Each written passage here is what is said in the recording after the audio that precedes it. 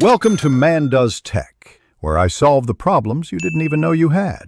You begin by combining prerequisites and the first actionable steps.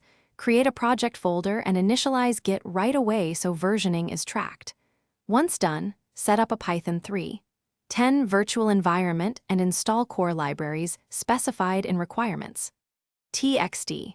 Make sure to place a concise README that documents dataset sources and intended model type. You should import an initial small sample of your dataset, CSV or JSON, and write a quick script to validate schema and preview 1050 rows to confirm labels.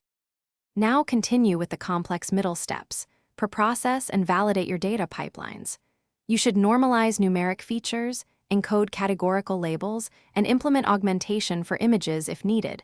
Write reusable functions so processing is deterministic. Once preprocessing is automated, split into train/validation/test using reproducible seeds. Next, scaffold a baseline model, pick logistic regression, a small convolutional network, or a lightweight transformer depending on task, and implement training loop with checkpoints and metrics logging so you can iterate quickly and measure improvements. Finish by training to a stable checkpoint, exporting the model artifact and packaging inference code as a single script or API. You should include unit tests for input validation and a small sample for end-to-end verification so you catch runtime errors early.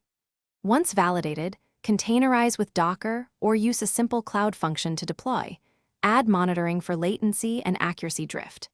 If deployment fails, roll back to the last known good checkpoint and inspect logs and data schema mismatches as the primary troubleshooting tip. Thanks for watching. If you found this helpful, don't forget to like and subscribe.